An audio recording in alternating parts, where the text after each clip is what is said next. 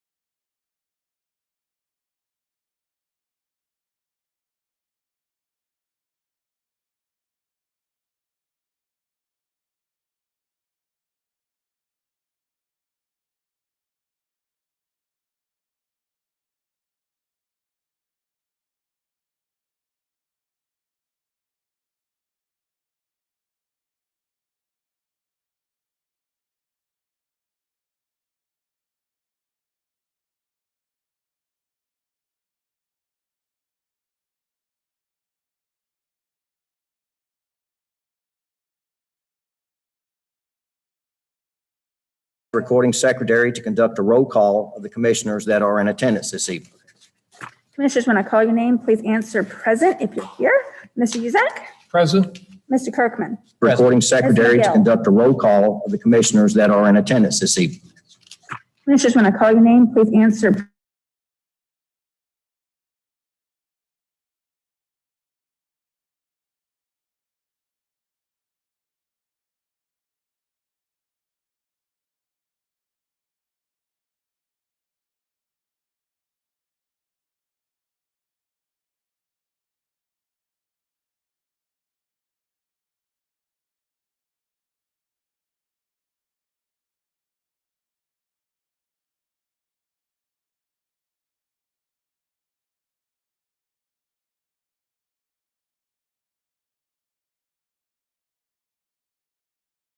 Received subsequent to that meeting for zoning map amendment 2020.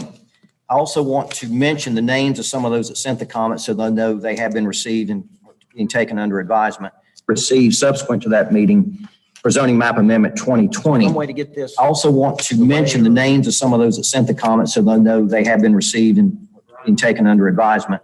Received subsequent to that meeting for zoning map amendment 2020. One way to get this. I also want to mention the names of some of those that sent the comments so they'll know they have been received and being taken under advisement. Received subsequent to that meeting for zoning map amendment 2020. One way to get this. I also want to mention the names of some of those that sent the comments so they'll know they have been received and being taken under advisement. Received subsequent to that meeting for zoning map amendment 2020. One way to get this. I also want to mention the names of some of those that sent the comments so they'll know they have been received and being taken under advisement. Received subsequent to that meeting for zoning map amendment 2020. Way to get this. I also want to mention the names of some of those that sent the comments so we know they have been received and being taken under advisement.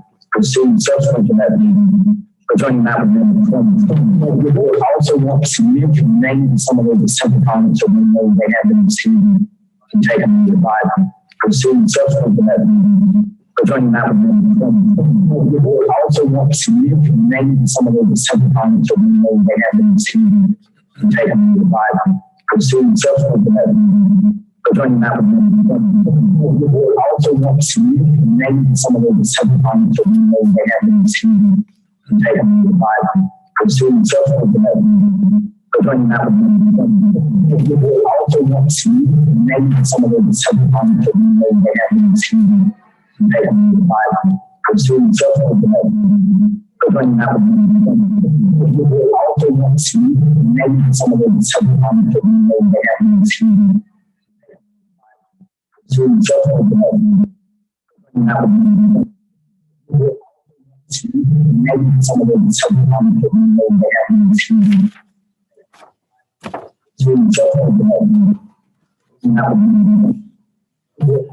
I just don't know what the maybe some of them some comments that we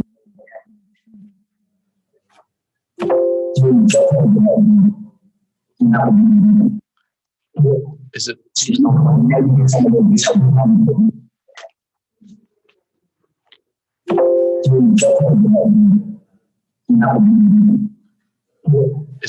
don't know maybe some of them some comments that we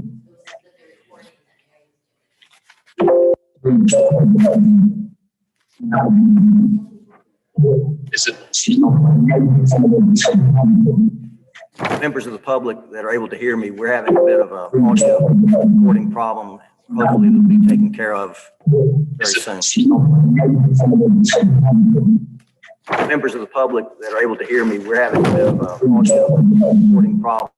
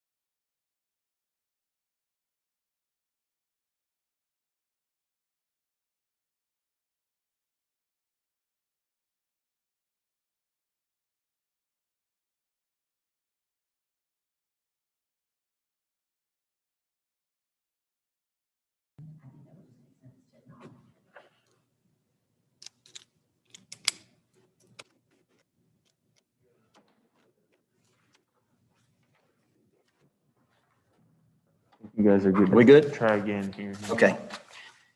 Pertaining to zoning amendment 2020, since our meeting on Tuesday night, additional comments were received from Vesta Kennedy, Jane Dawson, Rick Morgan, Stacy Jolly, Rob Jolly, Mary Souls, Carolyn McGuinn, Claudia Reyes, and Tim Tucker.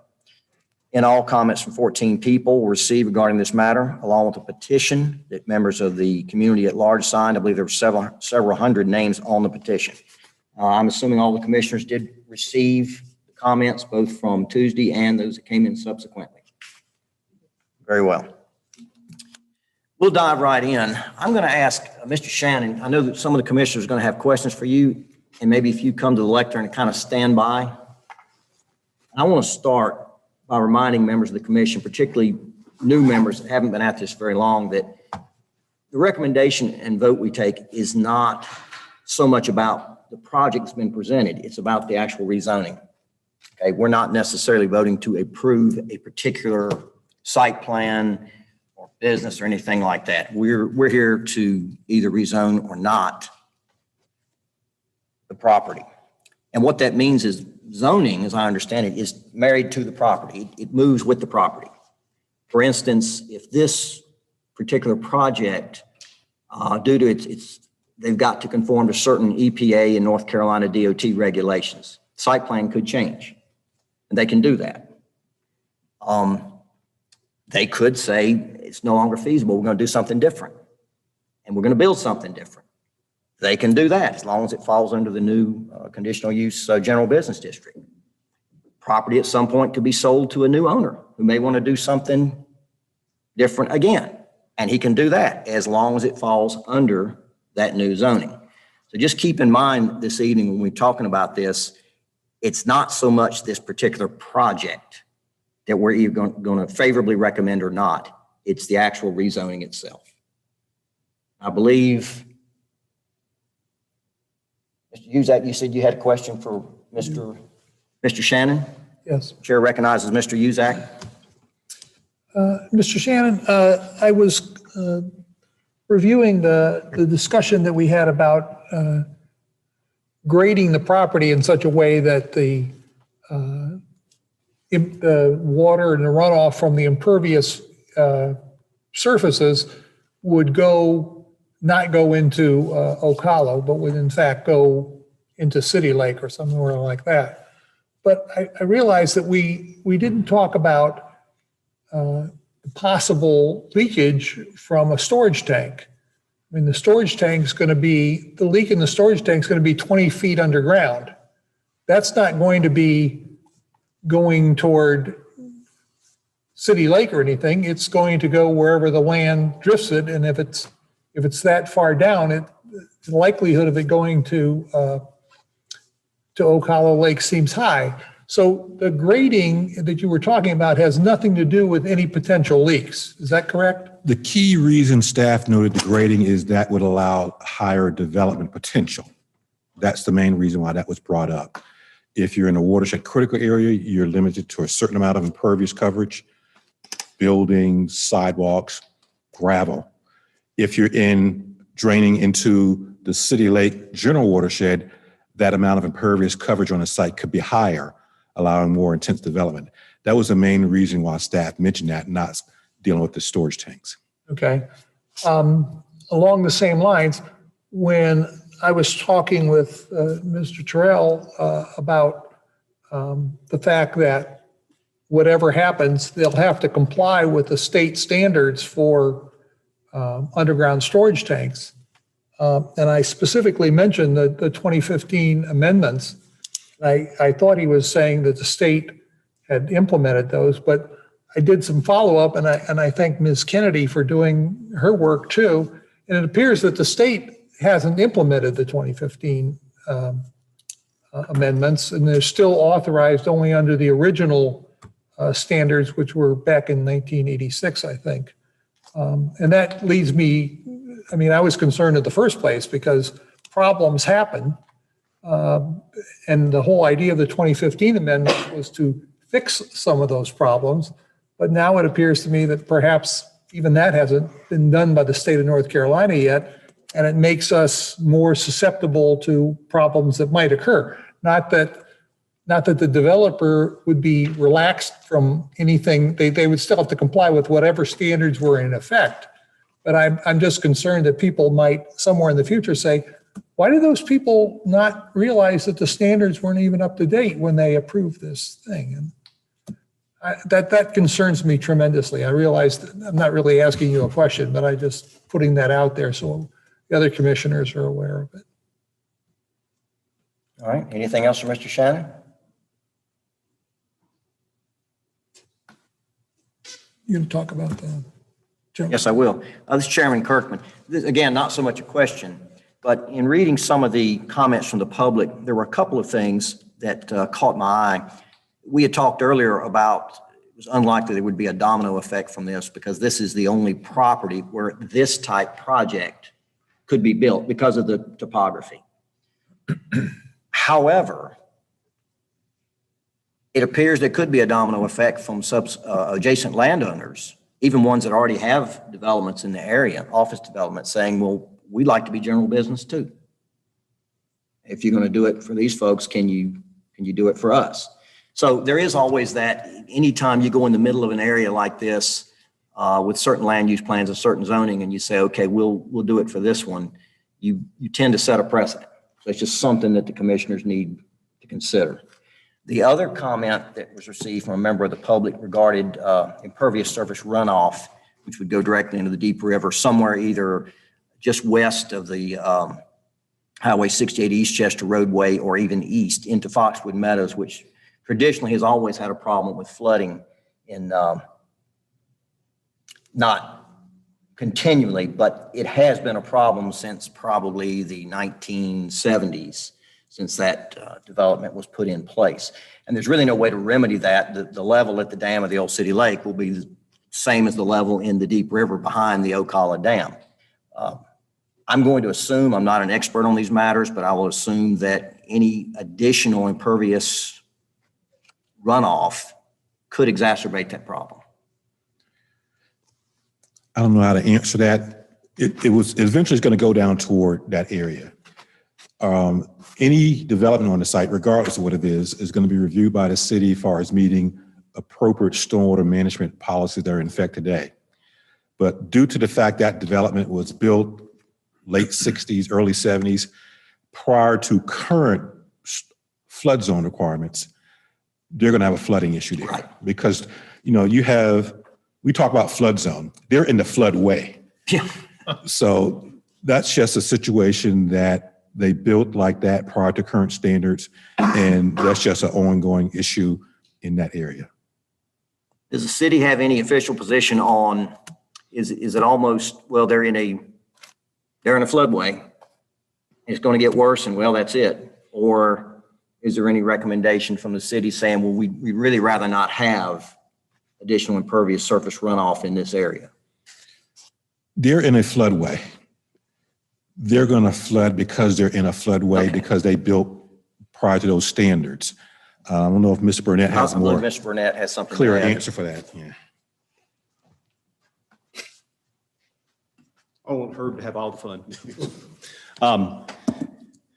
The city is looking into recent flooding issues at Foxwood Meadows and looking at possible options and solutions of alternative access. Be that aside, Herb is correct. It's in a floodway. It's in a floodplain. That is where Mother Nature intended it to flood. A development today is not allowed to build homes in a floodway or roadways parallel in a floodway. So, but this development took place prior to any federal or state regulations that would have regulated that. So, to answer your question about does any additional impervious surface affect this, developments along either in the Ocala Lake critical area or in the Cedar Lake general watershed area are required to have stormwater control measures. Those stormwater control measures are intended to handle pre and post development, meaning that when a flood event, or excuse me, a water event, rain event occurs, the water is released out of that pond at the same rate as it would normally on a undeveloped tract of land. However, when you have large, unusual 10-plus year storms that exceed the volume of a stormwater control measure, then you're going to have some overflows in that situation. You can't design a pond big enough to handle huge rain events that we've sometimes had through hurricanes and tropical storms and that type of thing. So unfortunately, you're not going to be able to prevent future flooding in a floodway. Okay, thank you. Are there any other questions from the commissioners for Mr. Shannon? Thank you, sir. Well, let's go right into deliberation by the commissioners. I mean, we can move directly to a motion and a vote, or if there's other things we need to air and discuss, I think we should do it.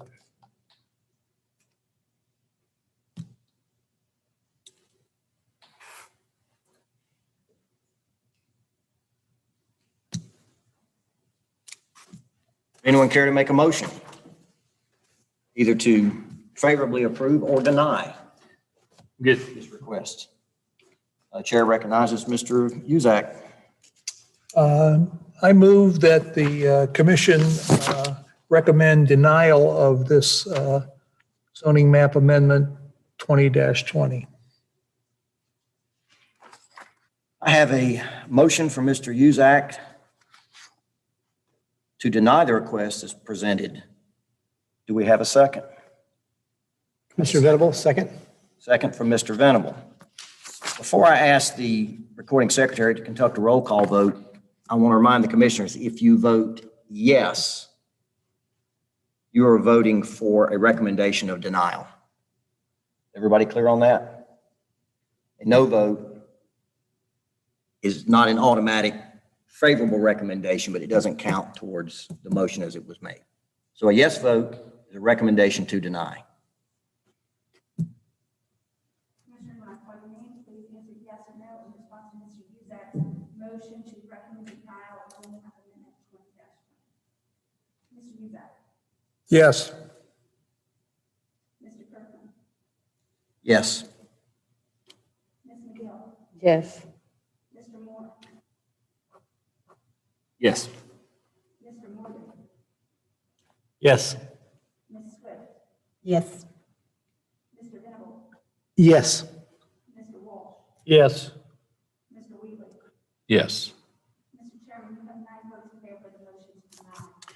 Very well. By a vote of 9-0, this request by BRC Spirit LLC, BRC Spirit 2 LLC, has failed to gain a favorable recommendation from this commission. We will need a consistency statement for the record.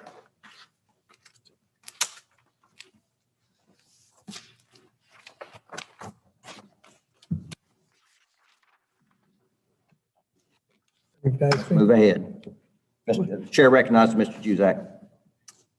I move that the commission adopt a statement that zoning map amendment 2020 is not consistent with the city's adopted policy guidance because the requested CZGB district would allow commercial development and access to East Chester Drive at a location not supported by the goals, objectives, and policies of the East Chester Corridor Plan.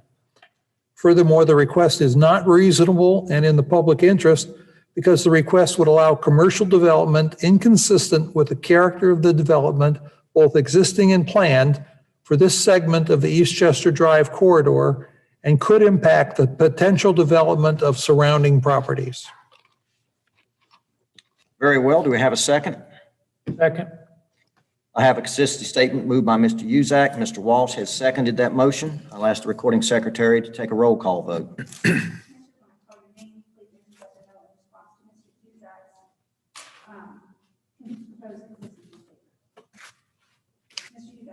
Yes. Yes. Yes. Yes. Yes. Yes. Yes. Yes. Yes. Very well. By a vote of 9-0, the motion is carried. A recommended statement of consistency has been adopted.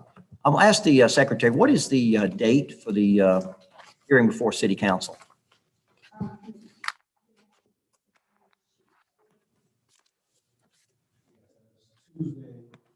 There you go, right in front of me. I apologize. A final public hearing on this item will be held before the High Point City Council on December 19th, beginning at 5:30 PM in these chambers. January. January, excuse me.